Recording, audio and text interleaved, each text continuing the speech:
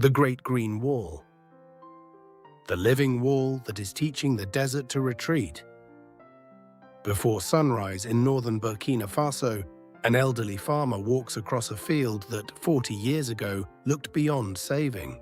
The earth beneath his feet is dry, but it is no longer dead. Clusters of acacia Senegal trees stretch their thorny branches toward the pale sky. Birds chatter in the canopy.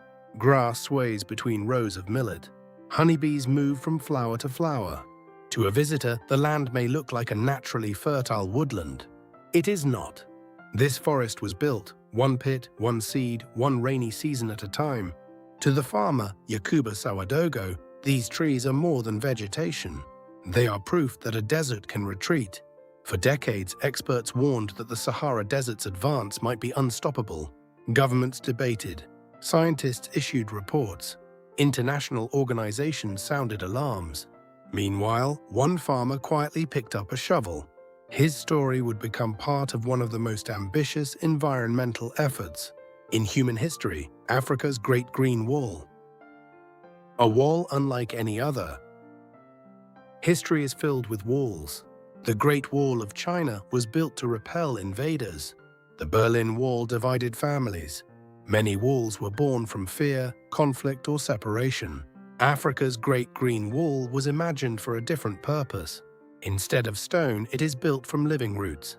Instead of dividing people, it connects countries across the Sahel, the vast semi-arid region between the Sahara Desert and the greener lands farther south. From Senegal on the Atlantic coast to Djibouti on the Red Sea, the project stretches nearly 8,000 kilometers, or about 5,000 miles.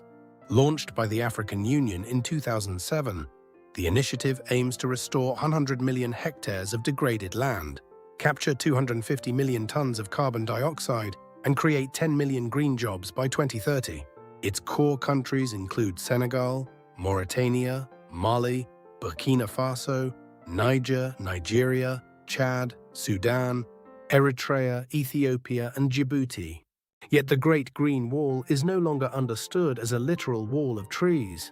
Today, it is better seen as a vast network of restored farms, forests, grasslands, wetlands, and sustainable agricultural projects adapted to local conditions. In a sense, the wall became stronger once it stopped trying to be a wall. The desert's quiet advance. The Sahara does not move like an army. It advances almost invisibly. One failed rainy season, one abandoned pasture, one dried up well, one family deciding it cannot survive another harvest. From the air, parts of the Sahel resemble a fading watercolor. Greens gradually give way to brown earth. Rivers shrink. Grazing lands fragment. Villages stand on an ever-shifting boundary between survival and abandonment. The Sahel is warming about 1.5 times faster than the global average, making it one of the world's fastest heating regions. More than 135 million people depend directly on land, already damaged by degradation. Droughts are becoming more frequent, and rainfall patterns increasingly unpredictable. Climate change is not the only cause. Decades of overgrazing, deforestation, and unsustainable farming have stripped away vegetation that once protected the soil. Without roots to hold the land together, rain runs off hardened ground while wind carries away fertile topsoil. Desertification is not merely an environmental problem. It is an economic challenge, a humanitarian challenge, and increasingly a threat to stability. More than an environmental project. Few places show the connection between climate and society more clearly than the Sahel. As grazing land shrinks and water becomes scarcer, competition over resources intensifies. Nomadic herders must travel farther with their animals, often crossing into farmlands used by settled communities. In parts of Mali, Niger, Burkina Faso, Nigeria, and Chad, these pressures have contributed to tension and violence. Political instability and armed insurgencies make restoration work even harder. In some areas, field access is dangerous for scientists, workers, and international monitors. The Great Green Wall, therefore, is more than an environmental initiative. It is also an investment in peace and stability. Every restored field reduces pressure on scarce resources. Every productive farm gives families another reason to remain where generations before them lived. When big dreams meet reality. When the Great Green Wall was announced, many imagined a continuous ribbon of trees stretching across an entire continent. The image was inspiring. Reality proved more complicated. Early efforts focused heavily on planting millions of seedlings. Many died. Some projects relied on fast-growing non-native species, such as eucalyptus, hoping they would quickly create forests. But eucalyptus trees often consume large amounts of groundwater, placing stress on already dry landscapes. Survival rates were frequently disappointing. Over time, scientists and local communities realized that success depended less on planting huge numbers of trees and more on restoring entire ecosystems. Native species such as Acacia senegal became increasingly important.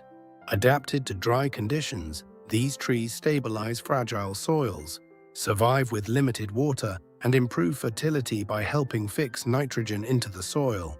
They also support wildlife and produce gum arabic, a valuable resin used in foods, medicines, cosmetics, inks, and other products.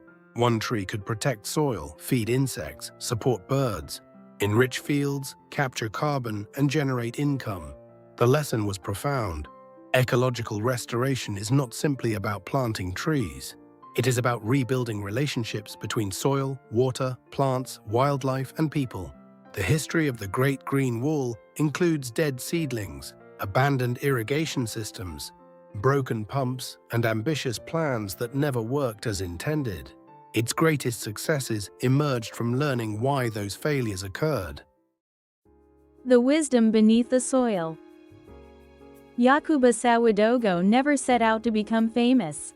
He simply remembered what earlier generations knew. During the devastating droughts of the 1970s and 1980s, he revived an ancient farming technique known as zai. Farmers dig small pits into hardened ground before the rains arrive, then fill them with manure, leaves, and crop residue. The pits are simple, but their effect is remarkable. They break the hard crust of the soil. They capture scarce rainwater. The compost attracts termites, which dig underground tunnels as they feed. Those tunnels allow water and air to move deeper into the earth. When the rains finally come, water does not simply wash across the surface and disappear. It gathers in the pits, where seeds have access to moisture and nutrients. Tiny holes become miniature ecosystems. Neighbors laughed at Sawadogo. Some believed his work was pointless. Yet year after year, while nearby fields remained barren, his land grew greener.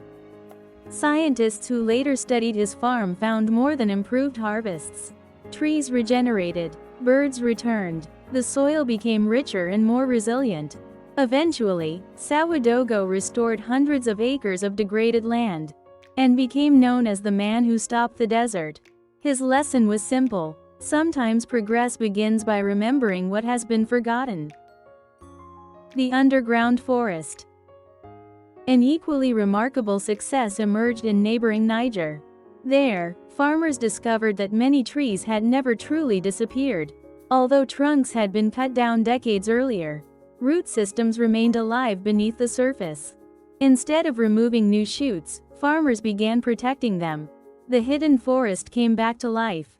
This approach, known as Farmer-Managed Natural Regeneration, or FMNR, allowed native trees to recover rapidly and at low cost. Over the years, FMNR has restored more than 5 million hectares of land and encouraged the growth of roughly 200 million trees. Crop yields increased. Livestock found new sources of fodder. Families gained fuel wood without destroying forests. Rather than fighting nature, farmers learned to work with it. Thousands of local solutions. One of the Great Green Wall's most important lessons is that there is no universal solution. Senegal relies heavily on community nurseries and native tree planting. Niger has embraced FMNR. Burkina Faso combines zai pits with stone barriers that slow runoff. Ethiopia focuses on terracing and watershed restoration to bring water back into exhausted landscapes. Different places require different methods. Rather than creating one giant forest, the Great Green Wall has become thousands of local solutions connected by one shared vision. When nature returns, recovery is often noticed first. Not in scientific reports, but in everyday sounds. Birds return to regenerated woodlands. Bees and butterflies reappear among flowering plants. Native grasses stabilize soil once vulnerable to erosion. Small animals, insects, and microorganisms begin rebuilding food webs that had nearly vanished. Farmers often describe these changes simply. The birds came back. The bees returned. The land felt alive again. Nature rarely recovers all at once. It returns one species at a time. The choice to stay. Environmental restoration changes more than landscapes. It changes decisions. For many families in the Sahel, repeated crop failures made migration seem inevitable. Villages emptied as people searched elsewhere for work, food, and opportunity. But when land becomes productive again, another possibility emerges. The choice to stay. Tree nurseries, seed collection, watershed rehabilitation, and sustainable agriculture create jobs. Especially for women and young people. Restored land can keep families together. It can give children a future in the places their grandparents once feared were lost. Every restored hectare becomes more than fertile soil. It becomes a reason to remain. An unfinished promise. The Great Green Wall remains far from complete. Political instability continues to threaten projects in several countries. Funding has not always arrived efficiently. Maintaining restoration projects often proves more difficult than launching them. The experience of a farming community in Djibouti illustrates these challenges. Irrigation and water infrastructure once transformed barren land into productive fields. Families harvested vegetables and fruit. But when equipment failed, drought intensified, and repairs never came. The desert reclaimed much of what had been restored. One farmer, Abdi Guela, asked a heartbreaking question. What's the point of having food for one day if I'll have no food tomorrow? His words highlight one of the project's most important lessons. Planting trees is not enough. Projects must endure. Communities must be able to maintain them. Still, significant progress has been made. Millions of hectares have been restored. Native vegetation is returning. More than $14 billion in international commitments have strengthened the initiative, while governments, scientists, and local communities continue refining what works best. Today, success is measured less by whether a continuous green band stretches across Africa, and more by healthier soils, restored ecosystems, and stronger communities. The wall that brings life back. History remembers many walls for the divisions they created. The Great Green Wall may be remembered for the opposite. It is not holding back an invading army. It is restoring possibilities. One restored field, one regenerated tree, one returning bird. One family deciding to remain where its roots already run deep. Perhaps that is why the project continues to inspire people around the world. It reminds us that climate change is not only a story of loss. It is also a story of choices. The Sahara still advances. But now, so does something else. Millions of people are rebuilding damaged landscapes. Millions of roots are binding soil together again. Entire communities are proving that wounded land can recover when given time, knowledge, and care. Most walls leave scars upon landscapes and memories. The Great Green Wall may become one of the few walls in history remembered. Not for what it kept out, but for what it brought back. Trees, fertile soil, wildlife, opportunity, and, perhaps most precious of all, hope.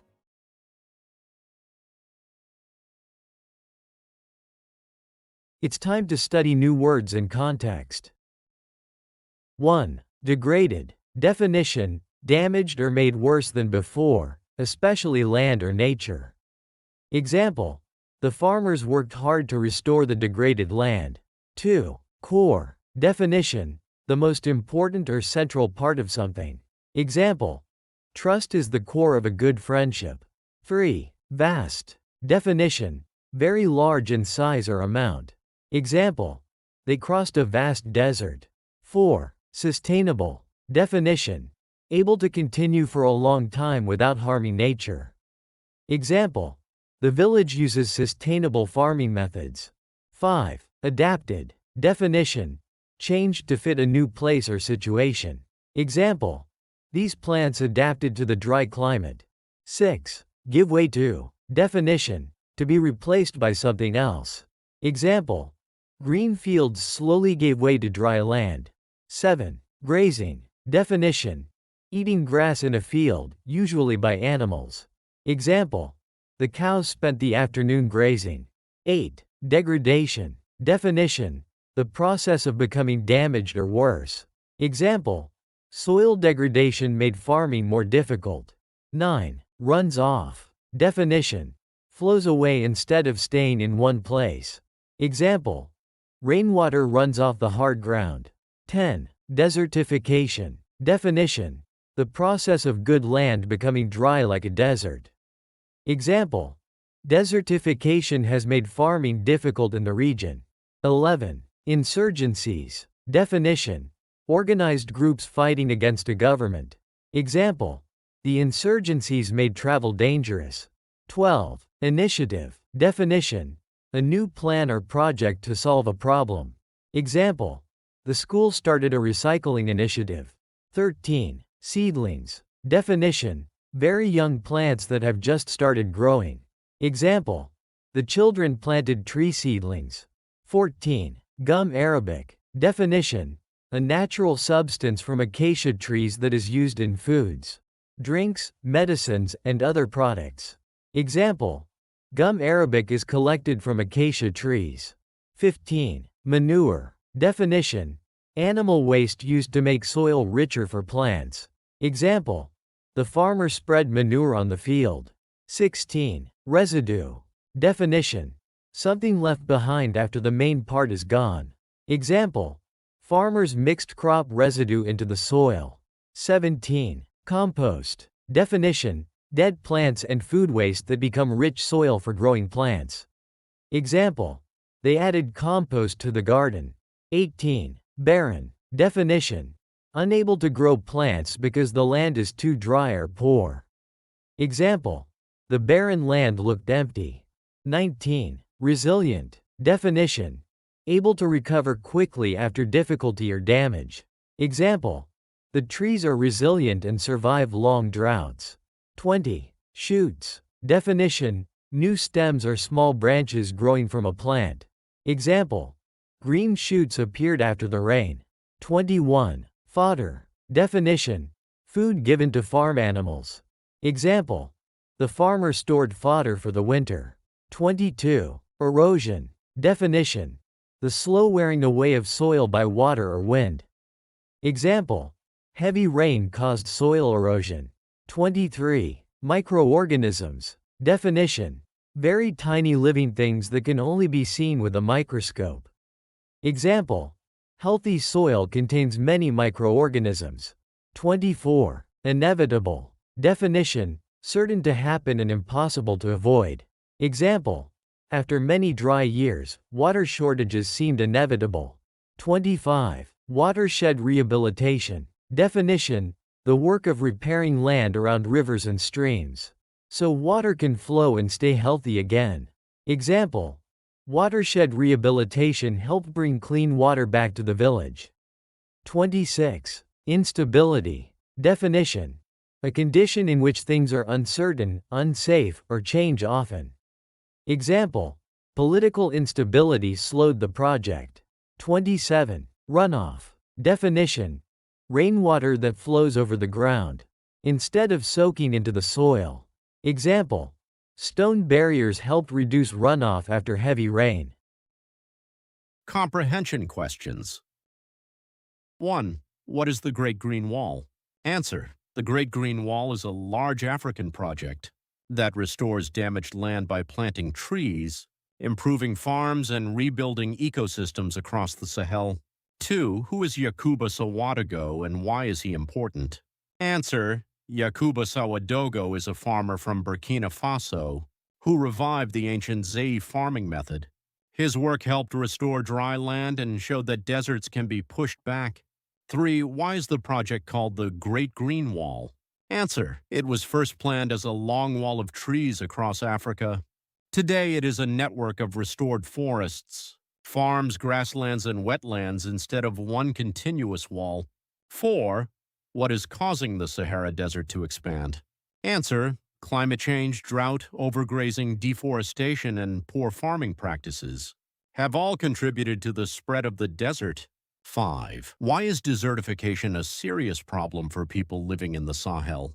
Answer: desertification damages farmland, reduces food production, causes water shortages, and forces many families to leave their homes. 6. Why did many of the early tree planting projects fail? Answer: many projects planted the wrong kinds of trees, such as eucalyptus, which used too much water. Some projects also lacked long-term care and maintenance. 7. Why is Acacia Senegal a better choice for the Great Green Wall? Answer: it grows well in dry climates, protects the soil, improves soil fertility, supports wildlife, and produces gum arabic, which provides income for farmers. 8. What is the Zay farming technique? Answer: Zay is an ancient method in which farmers dig small pits, fill them with compost, and plant seeds inside. The pits collect rainwater and help crops grow in dry soil. 9. How do termites help the Zay method work? Answer: the termites dig tunnels while eating the compost. These tunnels allow water and air to move deeper into the soil. 10. What is farmer-managed natural regeneration, FMNR? Answer: FMNR is a method of protecting new shoots growing from old tree roots instead of planting new trees. 11. How has FMNR helped Niger? Answer: FMNR has restored more than 5 million hectares of land, encouraged the growth of about 200 million trees, increased crop yields, and provided more food for livestock. 12. Why does the article say there is no single solution for every country? Answer: each country has different climates, landscapes, and farming traditions, so each one uses different methods to restore the land. 13. Besides helping people, how does the Great Green Wall help nature? Answer: it brings back birds, bees, native grasses, and other wildlife while rebuilding healthy ecosystems and protecting the soil. 14. What lesson can we learn from Abdi Gwela's experience in Djibouti? Answer: his story teaches that planting trees is not enough. Projects must be maintained and supported over many years to succeed. 15. What is the main message of the article? Answer: the article shows that people can restore damaged land through knowledge, hard work, and cooperation. The Great Green Wall is a symbol of hope, proving that nature and communities can recover together. Discussion question, optional. Question: if you lived in one of the countries along the Great Green Wall, how would you help protect the land and your community? Sample answer: I would plant native trees, use sustainable farming methods, save water, and teach others how to protect the environment. Small actions by many people can make a big difference.